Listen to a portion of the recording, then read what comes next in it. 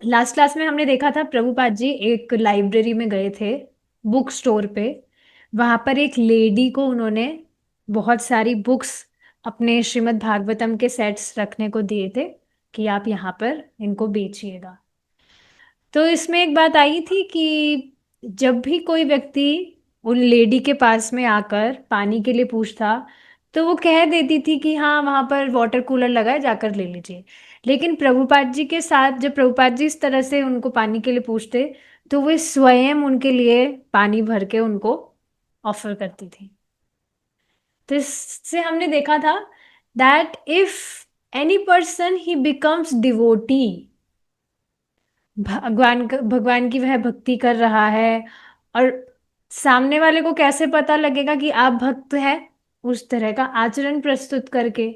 और आचरण में आपका व्यवहार भी आ जाता है, और आप क्या पहन रहे हैं वो सारी चीजें भी आ जाती है। ये बहुत इंपॉर्टेंट चीज है। आज ही एक भक्त से इस विषय पर मुझ बात हो रही थी, तो कह रहे थे कि नहीं, कपड़े वपड़े से कुछ फर्क नहीं पड़ता है, खाली हमें भगवान को, मतलब if we are surrender to Krishna, तो बस वो ही काफी है, कपड़े वगैरह से कुछ फर्क नहीं पड़ता है। पर ऐसा क्या वास्तव में है? देखिए, कपड़े का बहुत ज्यादा फर्क पड़ता है। उनको मैंने एग्जाम्पल से समझाया था। पूतना वाला एग्जाम्पल आप जानते ही हैं कि जो पूतना है वह किस उद्देश्य से भगवान कृष्ण के पास आई थी? भगवान को मारने के उद्देश्य से। लेकिन क्योंकि वह डिवोटी ड्रेस में आई थी, दानव दानवी होकर भी, शी वॉज अ डीमन, उसके बाद में भी वह क्योंकि डिवोटी ड्रेस में आई थी, बढ़िया साड़ी वाड़ी पहन के, तिलक विलक लगा के, तो भगवान Krishna respected her because of her devotee dress. वो जीन्स पैंट पहन के, या जो भी भक्त का आचरण नहीं होता है, ऐसे किसी वेशभूषा में नहीं आई थी वो, या खुद की जो राक्षसी वाली कॉस्ट्यूम होती है उसमें भी नहीं आई थी वो। She came in a devotee dress.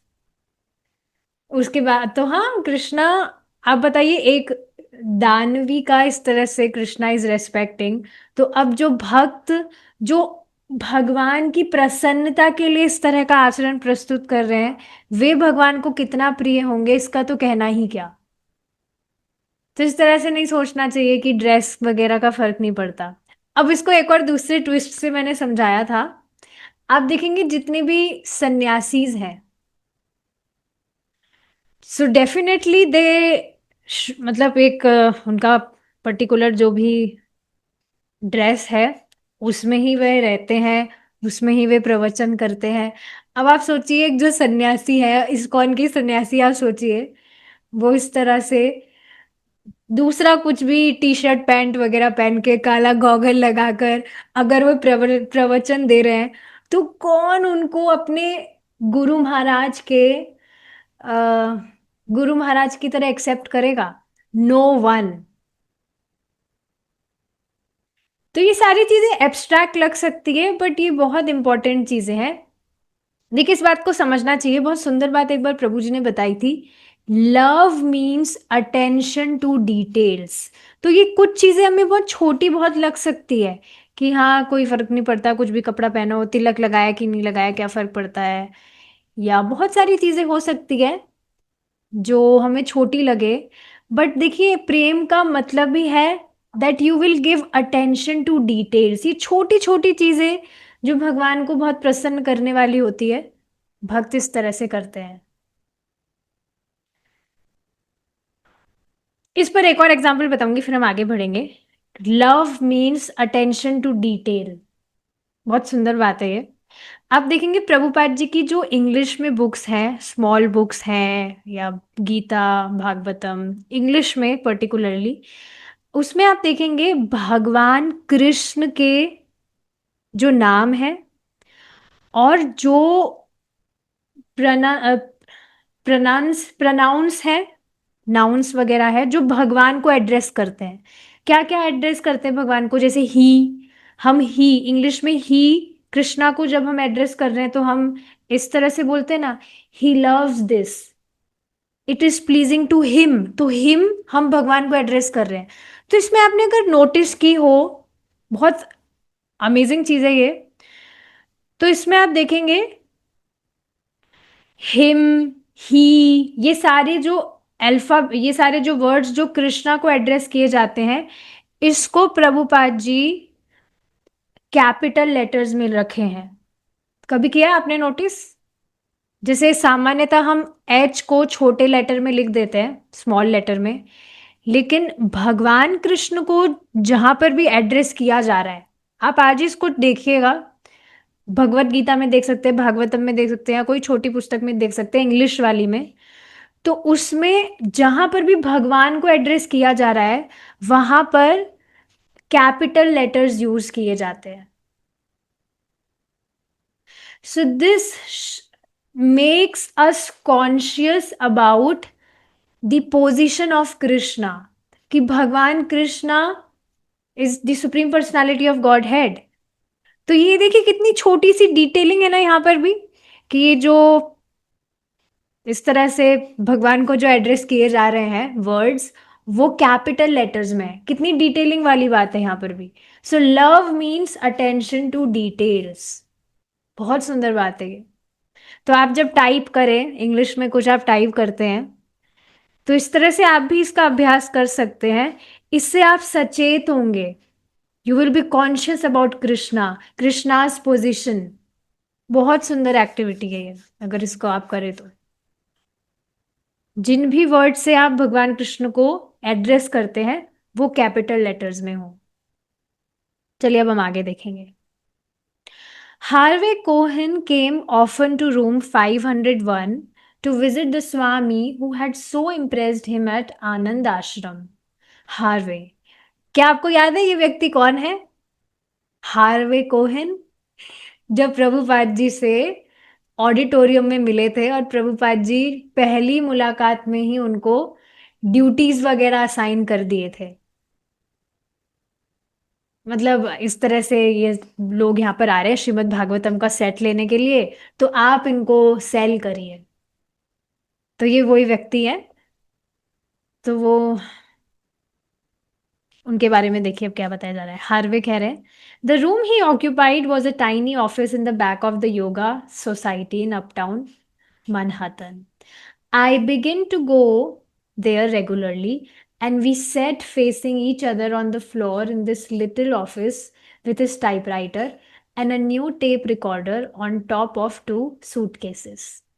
And there was a box of books he had brought from India and a color reproduction of dancing figures which he looked at often.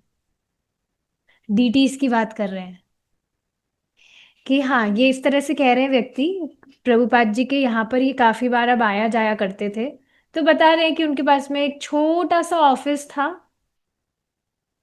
और वहां पर वो प्रतिदिन ही जाया करते थे, और एक दूसरे को मतलब इस तरह से आमने सामने बैठा करते थे वो, फ्लोर पर, नीचे जमीन पर। और उनके पास में उनका टाइपराइटर था, उनका नया टेप रिकॉर्डर था, उनके दो सूटकेसेस के ऊपर।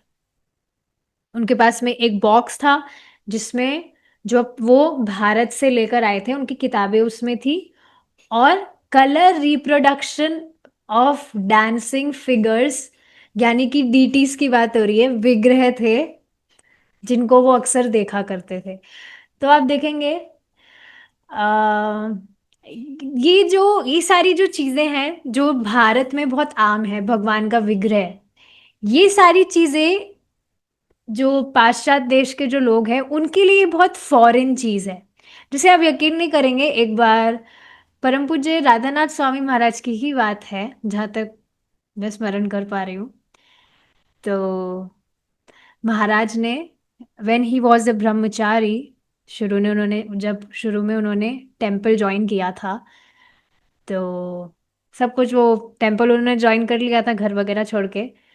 तो उनके जो पिताजी थे वो बहुत परेशान हो गए थे, और देखने के लिए एक बार वो आए थे कि ये लड़का कर क्या रहा है, सब कुछ घर वर छोड़ के, इतना बढ़िया पढ़ाई वढ़ाई किया था, पता नहीं कहाँ पर क्या कर रहा है, ये देखने चलते हैं। तो वहां पर उस समय महाराज भगवान के विग्रह की सेवा कर रहे थे। और उनके पिताजी जब आए तो उनको देख के बहुत दुख हुआ। और वो कहने लगे कि इतने बड़े होकर तुम यहाँ पर गुड़ियाओं से खेल रहे हो, you are playing with dolls. मतलब वो ये नहीं समझ रहे थे कि ये दीज आर डीटीज, भगवान के विग्रह हैं।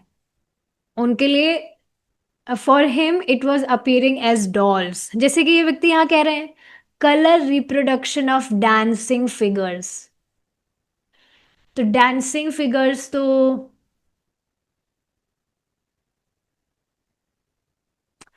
भगवान गौरानिता ही है, दे डांस। तो उनके विषय में कह रहे हैं शायद ये। सो यस, बाहर के लोगों के लिए बिल्कुल नई चीज है। ठीक है। I told Swami Bhaktivedant that I was an artist and he asked me to please paint the picture of dancers, which he explained was Lord Chaitanya and his disciples. The painting was called Sankirtan. Whenever I came to visit him, Swami would always be happy to see me. तो इस तरह से आप देख रहे हैं वहां पर लोगों के जो भी रुचियां थी उसी को प्रभुपाद जी भगवान की सेवा में लगवाते थे। जैसे ये व्यक्ति बता रहे थे that I was an artist. Artist मतलब जो पेंटिंग वगैरह करना जानते हैं। तो प्रभुपाद जी ने उनको भगवान चैतन्य महाप्रभु और उनके जो डिसाइपल्स हैं संकीर्तन करते हुए का एक पेंटिंग बनाने को उन्होंने कहा। तो ये चीज हमने पहले भी देखी थी, मतलब डिस्कस की थी कि आप जो भी बुक्स में फोटोज वगैरह देखते हैं जो प्रभुपाद जी के टाइम की हैं वो वास्तव में इस तरह से प्रभुपाद जी के जो शिष्य हैं, ये जो व्यक्ति हैं और भी जो व्यक्ति है उनके द्वारा बनवाई गई है।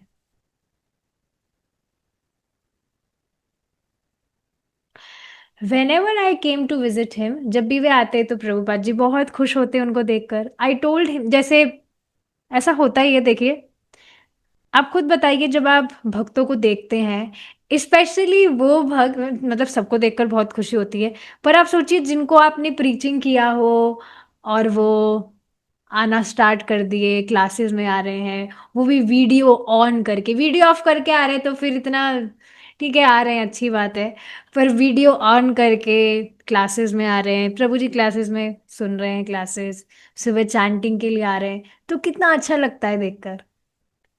Is it not? बहुत अच्छा लगता है, बहुत ज्यादा। मुझे आधी एनर्जी तो भक्ति करने में भक्तों को देख कर ही मिलती है कि इस तरह से वाह, ये भी आ रहे हैं वो भी आ रहे हैं, मतलब सबकी बात कर रही हूँ मैं, सिर्फ उनकी बात नहीं कर रही जिनको मैं बताती हूँ तो वो आते हैं।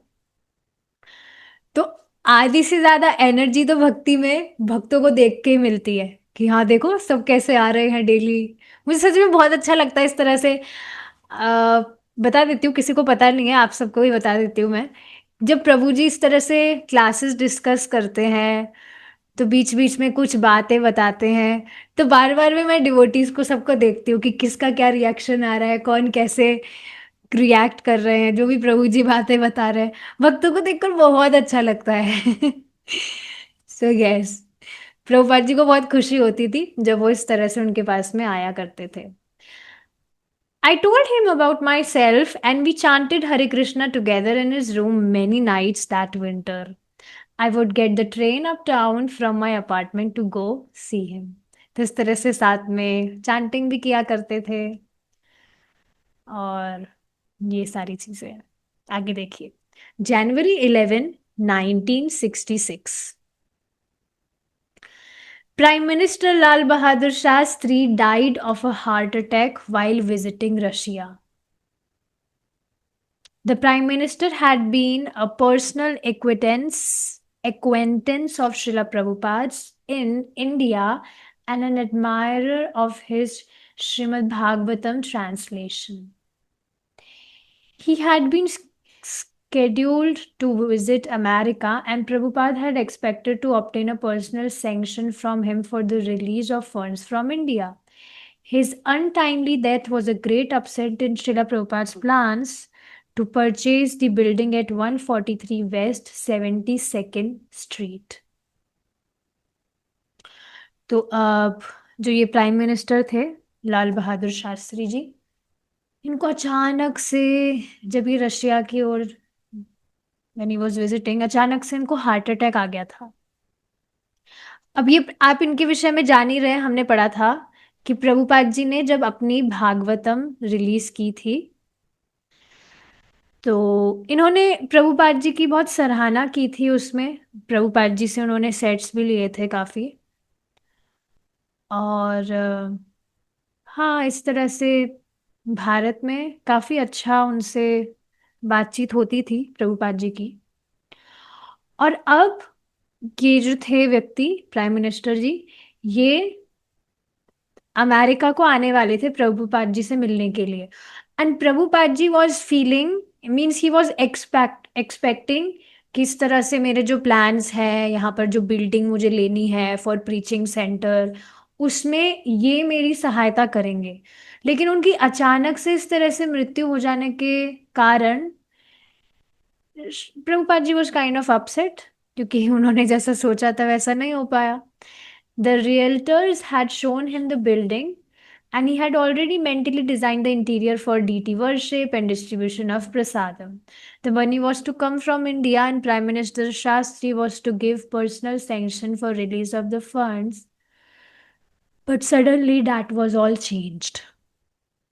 तो प्रभुपाद जी ने जो भी, आपने कभी ऐसा, आपके साथ भी कभी हुआ है ऐसा कि आप कुछ ओकेजन आने वाला हो, कुछ स्पेशल, और आपने कुछ बहुत प्लानिंग की हो कि ऐसे करेंगे वैसे करेंगे, इस टाइम पर ऐसे होएगा वैसे होएगा, लेकिन अचानक से सडनली कुछ ऐसा हो जाता है, कुछ भी इंसिडेंट एक्सीडेंट हो जाता है, जिसके कारण वो आपकी जो प्लानिंग है वो सारी की सारी ऐसे ही रह जाती है। तो ऐसा ही कुछ प्रभुपाद जी के साथ भी हुआ था उस टाइम। बट समझना चाहिए, देखिए इस बात को क्या आप देखने लगे, आपकी लाइफ में कुछ ऐसी सिचुएशंस भी हैं, अनफेवरेबल सिचुएशंस आ रही हैं जिसके विषय में आप कभी सोचे नहीं थे।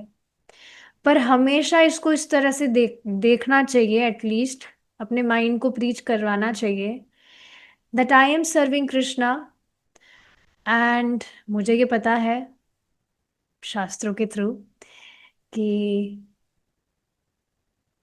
जो भी भगवान कृष्ण की उपासना कर रहा है, तो उसके जीवन में भगवान ही सारी चीजें कंट्रोल करते हैं। भगवान की प्लानिंग्स और अरेंजमेंट से ही सारी चीजें होती है। तो कई बार कुछ हो सकता है कि हमें समझ ना आ रहा हो कि अरे ये एकदम से क्या हो गया, बट ये चीज थोड़े टाइम बाद अगर आप थोड़ा पेशेंस रखे तब समझ आता है that that was actually an amazing plan of Krishna.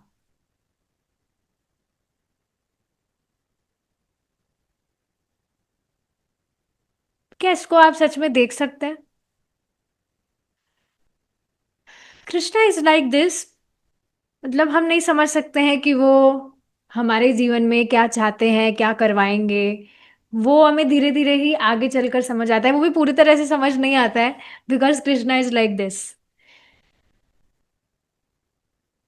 ठीक है, आगे देखिए अब। Prabhupada decided to write to the owner of the building, Mr. A.M. Hartman.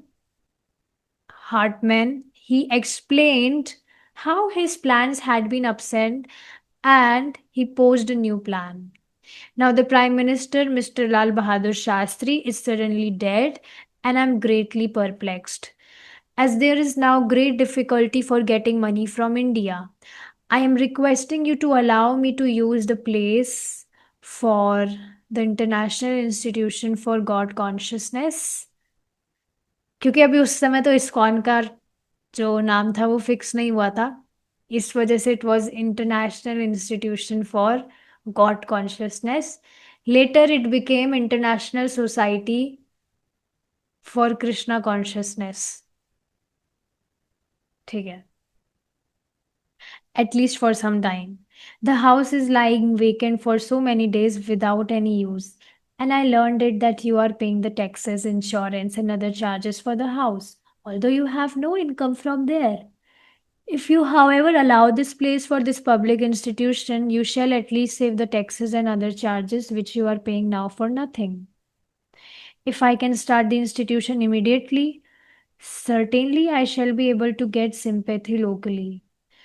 And in that case, I may not be required to get money from India. I am also requesting that Your Honor become one of the directors of this public institution because you will give a place to start the institution. तो अब उन्होंने बाद में प्रभुपाद जी ने जो उस building के owner थे उनको लेटर लिखा था कि उन्होंने सब कुछ एक्सप्लेन किया कि कैसे उनके कुछ प्लान्स थे लेकिन अब वो प्लान्स मतलब अब नहीं रहे, खराब हो गए वो सब। तो अब उन्होंने कुछ नया प्लान वे कर रहे हैं। और वो क्या था, तो उन्होंने he tried to tell him something कि इस तरह से मतलब वो बता रहे थे कि आपकी जो बिल्डिंग है वो अभी भी खाली पड़ी हुई ही है, किसी काम नहीं आ रही है, किसी के भी कुछ काम नहीं आ रही है, ना उसको कोई ले रहा है। तो क्यों ना आप उस बिल्डिंग को मुझे दे दे ताकि मैं उसको काम में लूं। किस लिए? International institution for God consciousness. तो इस तरह से अगर आप मुझे आपकी बिल्डिंग देते हैं वो काम में भी आएगी, इस तरह से प्रीचिंग के मेरे काम में आएगी। और मुझे ये भी पता है कि आप बिना मतलब उसके टैक्सेस इंश्योरेंस वगैरह दे रहे हैं, चार्जेस वगैरह दे रहे हैं, जबकि आपके पास खुद के पास भी कुछ एक्स्ट्रा इनकम नहीं है, आप खुद की जेब से दे रहे हैं। लेकिन अगर आप ये प्लेस मुझे दे देते हैं तो आपके जो फालतू के चार्जेस टैक्सेस वगैरह जो लग रहे हैं आपको ये बिना फालतू में नहीं देने होंगे। अभी तो आप बिना फालतू में दे रहे हैं क्योंकि वो खाली जगह के आप बिना फालतू में टैक्सेस वगैरह दे रहे हैं। लेकिन अगर अभी आप ये इंस्टीट्यूशन मुझे दे देते हैं तो मैं यहाँ पर कुछ सेंटर वगैरह चलाऊंगा और फिर लोगों के थ्रू जो भी डोनेशंस वगैरह आएंगे तो हो सकता है मुझे भारत से लक्ष्मी आने का वेट नहीं करना पड़ेगा, यहीं के यहीं सब सेटलमेंट हो जाएगा। और उसके अलावा अगर आप अभी ये इंस्टीट्यूशन मुझे देते हैं तो आपका भी बड़ा नाम होगा कि वाह देखो, इस तरह से उन्होंने बिल्डिंग पड़ी थी ऐसे ही तो इतने बढ़िया काम के लिए उन्होंने दे दी है। तो ये सारी चीजें प्रभुपाद जी उनको बता रहे थे। A.M. Hartman was not interested. On the same day he wrote Mr. Hartman, Prabhupada received a letter from Sir Padampat Singhania, the director of the very large JK organization in India. Prabhupada had written Sir Padampat ji for financial support, and his reply gave him hope.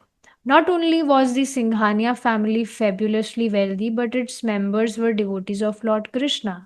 My dear Swamiji, I have gone through your letter. I am very glad to note your idea of erecting a Sri Radha Krishna temple in New York. I think the proposal is a good one, but the following are the difficulties. तो समझ रहे हैं आप कि वो जो building के owner थे वो तो कुछ इंटरेस्टेड नहीं थे इन सब चीज़ों में कि क्यों मैं बिना फालतू में मेरी बिल्डिंग दूं किसी को। होते हैं कुछ लोग who are not very soft hearted, दयालु स्वभाव के नहीं होते हैं। दयालु मतलब समझ रहे हैं, उनका जो हृदय है वो बड़ा नहीं होता है, बड़े दिल वाले नहीं होते हैं वो। So yes he was not interested. तो जिस दिन प्रभुपाद जी ने इन व्यक्ति को लेटर लिखा था, ये जो बिल्डिंग के ओनर थे, उसी दिन उनको एक और व्यक्ति से लेटर प्राप्त हुआ था and he was Padampat Singhania, director of the very large JK organisation in India. तो ऑलरेडी प्रभुपाद जी ने उनको पहले कभी लेटर लिखा था फॉर फाइनेंशियल सपोर्ट, और अब उनका जब रिप्लाई आया प्रभुपाद जी के पास, सो उनको कुछ होप मिली कि हाँ कुछ होगा। तो ये जो व्यक्ति थे ही वॉज फेब्युलसली वेल्दी, बहुत ही वॉज वेरी रिच, और साथ ही वो भगवान कृष्ण के भक्त भी थे। तो ठीक है, उन्होंने इस तरह से लेटर लिखा कि इस आइडिया से वे बहुत खुश है, बहुत इंटरेस्टिंग लग रहा है कि न्यूयॉर्क में इस तरह से भगवान कृष्ण का मंदिर होना चाहिए। तो हाँ, सारी चीजें अच्छी है लेकिन कुछ डिफिकल्टीज है। वो क्या डिफिकल्टीज है? देखिए, we have got to send foreign exchange for building the temple, for which government sanction is required. Without a government sanction, no money can be sent abroad. If the government of India agrees, then one can think of erecting the temple in New York. वैसे आप देखेंगे कि सारी चीजें मुझे थोड़ी, क्या बोलेंगे, सर का दर्दी लगती है। कि बाहर जो कंट्रीज है, आप देखिए, अगर मतलब भक्तों से ही पता लगता है जो बाहर रहते हैं, कुछ इंडिया से वो मतलब कुछ भी मंगाना चाहते हैं, पुस्तक वगैरह। जैसे एक भक्त बता रहे थे, ही इज फ्रॉम जर्मनी। तो उन्होंने मायापुर में कोई है बुक्स, तो उन्होंने बुक्स मंगाई थी। तो उसके लिए उनको बहुत ज्यादा चार्जेस पे करने पड़े थे। ऐसे ही एक और भक्त थे, वो लॉस एंजलिस से थे। तो उनको भी कुछ बीट बैग वगैरह मैंने सोचा था इंडिया से भिजवाने का, लेकिन उसके बहुत ज़्यादा चार्जेस आ रहे थे। फिर वहीं से वो तो कुछ व्यवस्था हो गई थी। पर हाँ, ये सारी चीज़ें थोड़ी हेडेक ही है, किस तरह से इतनी सारी फॉर्मेलिटीज जो होती है, गवर्नमेंट सैंक्शन, ये सैंक्शन, वो सैंक्शन, इससे स्मूथली नहीं हो पाता है काम। तो इसी तरह से बता रहे हैं कि जो जैसे अभी भी बताया था, अभी जो यहाँ पर रिट्रीट होने वाला है गोवर्धन में, परम पूज्य सच्चिदानंद स्वामी महाराज का रिट्रीट प्रोग्राम। तो पूरे वर्ल्ड से ही, जगह जगह से डिवोटीज आएंगे। तो उसमें ऑलरेडी रूल्स और मतलब रेस्ट्रिक्शंस में दिया गया था कि जो भक्त बाहर से आ रहे हैं उनको पहले ही उनकी जो लक्ष्मी है, वो जो भी कन्वर्ट वगैरह करते हैं इंडियन रुपी में, वो ऑलरेडी करवा करवा के ही लाएं, पहले से उसका बंदोबस्त करें, क्योंकि यहाँ पर वो सारी व्यवस्था नहीं है। तो ये सारा कितना हेडेक का काम है कि लक्ष्मी वगैरह जो भी है, डिफरेंट डिफरेंट है, अलग अलग करेंसीज, उनको एक्सचेंज करना, ये सारी चीजें। तो हाँ, यही चीज यहाँ पर बताई जा रही थी कि भारत से जो लक्ष्मी वो यहाँ भेजेंगे अमेरिका में, उसमें गवर्नमेंट सैंक्शन चाहिए होगा, उसके बिना लक्ष्मी यहाँ नहीं भेजी जा सकती है। अगर गवर्नमेंट अग्री करती है तभी यहाँ पर टेम्पल बन सकता है। I doubt weather with this small amount of 7 lakh, which is $110,000, 1,10,000, a temple can be built in New York. I mean, to carry out a nice construction with Indian rupee of architecture, to get a temple completed in India type of architecture, we have to send a man from India. These are the two main difficulties, otherwise, your idea is very good. अब यहाँ दूसरी difficulty उन्होंने क्या बताई? Small amount of 7 lakh रुपी। देखिए, ये बात पता होनी चाहिए कि बाहर जो पाश्चात्य देश में जो भी मतलब बाहर की जो कंट्रीज है, they are very expensive than India. ये बात तो मुझे उस समय ही पता लगी थी जब वहां पर वो जो भक्त थे उनको कुछ भिजवाना था। तो सिर्फ उनको 3 चीजें भिजवाई थी। एक तो जपमाला थी, बीड बैग था, कृष्णा बुक थी, और एक और स्मॉल बुक थी प्रभुपाद जी की, परफेक्ट क्वेश्चंस परफेक्ट आंसर्स। तो ये 4 चीजों का सिर्फ जो प्राइस था, वो अराउंड 5,000 रुपीज आया था। मतलब डॉलर्स में वो कुछ और था, उसको इंडियन रुपी में अगर अगर कन्वर्ट किया जाए, so it was around 5,000 rupees. मेरा तो सुनकर ही मैं तो हिल गई थी, अरे ये क्या है। यहाँ पर आप देखिए ना कितना मतलब इजी है सब कुछ। छोटी पुस्तकें तो इतनी कुछ महंगी नहीं है, माला भी क्या महंगी आती है। तो बाहर कंट्रीज में सब कुछ बहुत ज्यादा एक्सपेंसिव है। That's why he saying small amount, कि सिर्फ 7 लाख रुपए वहां पर कुछ भी नहीं है।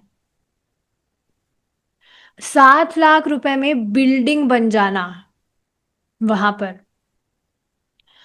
तो उसके लिए एक तो जो आर्किटेक्चर वगैरह है वो भी इंडियन टाइप का। वहां पर बाहर जो बिल्डिंग्स होती है वो इंडिया से डिफरेंट होती है, ये सब तो जान ही रहे हैं। तो ये सोच रहे थे इसी तरह से कि वहां का कंस्ट्रक्शन कंप्लीट कराने के लिए यहाँ भारत से ही कोई आर्किटेक्चर भेजा जाए। तो बस ये दो डिफिकल्टीज थी, बाकी सारा जो आइडिया था आपका एकदम बढ़िया था। शिला प्रभुपाद एंड मिस्टर सिंघानिया, सिर्फ ये एक पैराग्राफ और पढ़ेंगे हम, then will stop. Srila Prabhupada and mister Singhania had a basic disagreement. A magnificent Indian temple in New York would cost many millions of dollars to construct. Prabhupada knew, of course, that if Padampad Singhania wanted, he could provide millions of dollars. But then, how would they get so much money out of India? Prabhupada therefore again suggested that they spend only 7 lakhs. After purchasing the house, he wrote, "We can build another story upon it with a temple dome, chakra, etc." Prabhupada had his own line of reasoning. Lord Dwarkadish exhibited his opulence at Dwarka with 16,000 queens, and it is understood that he built a palace for each and every queen. And the palaces were made with jewels and stones so that there was no necessity for artificial light in the palaces. So, your conception of building a temple of Lord Krishna is in an opulence. But we are residents of Vrindavan, and Vrindavan has no palaces like your Dwarka. Vrindavan is full of forests and cows on the bank of Jamuna. And Lord Krishna in his childhood played the part of a cowherd boy without any royal opulence, as you people, the inhabitants of Dwarka, are accustomed. So when the Dwarka Valas meet the Vrindavan Valas, they may be a Y media. With Sir Padmapat's Dwarka like wealth and Srila Prabhupada's Vrindavan like devotion, Lord Krishna, the Lord of both Vrindavan and Dwarka, could be properly worshipped. So, यहाँ पर प्रभुपाद जी और सिंघानिया जो थे, ये इनके बीच में एक basic सा डिसअग्रीमेंट हो रहा था, सहमति नहीं हो रही थी। क्योंकि ये व्यक्ति चाह रहे थे कि न्यूयॉर्क में बहुत ही बढ़िया सा सुंदर सा मंदिर बनना चाहिए, लेकिन उसमें बहुत मिलियंस ऑफ डॉलर्स लगते। प्रभुपाद जी को ये बात पता थी कि अगर ये व्यक्ति चाहते तो ये मिलियंस ऑफ डॉलर्स दे सकते थे, because he was very very wealthy. लेकिन इतना पैसा मंदिर के लिए कौन दे? तो प्रभुपाद जी ने फिर से उनको सजेस्ट किया कि ठीक है, आप सिर्फ 7 लाख रुपीज ही स्पेंड करिए इस बिल्डिंग को, इस हाउस को परचेज करने के बाद में हम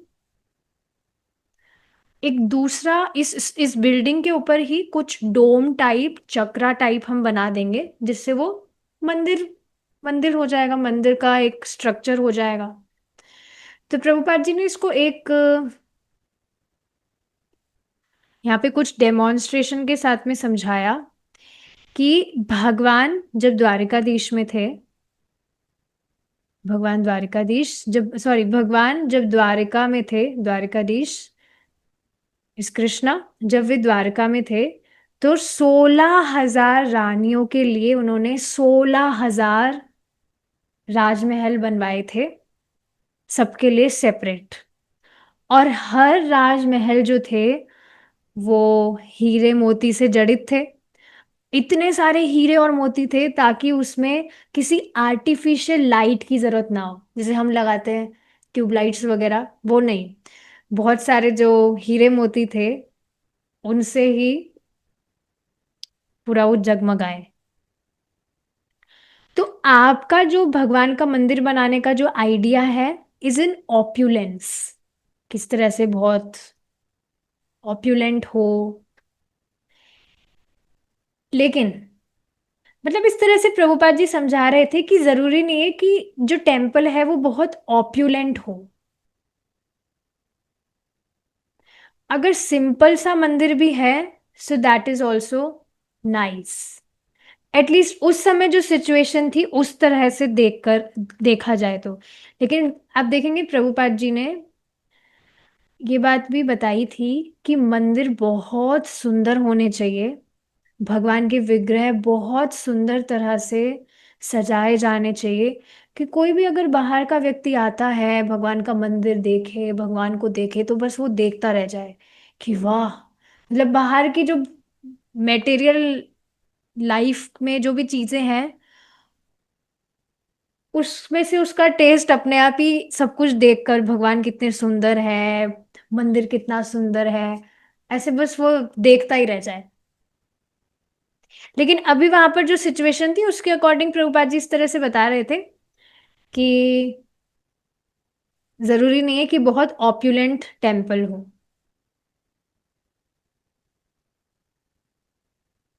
तो हाँ, जैसे कोई वृंदावन वासी है जो एकदम सीधा सिंपल सादा जीवन जी रहा है, या कोई द्वारका में रहने वाला भक्त है, दोनों के से ही भगवान कृष्ण की बहुत अच्छे से पूजा हो सकती है।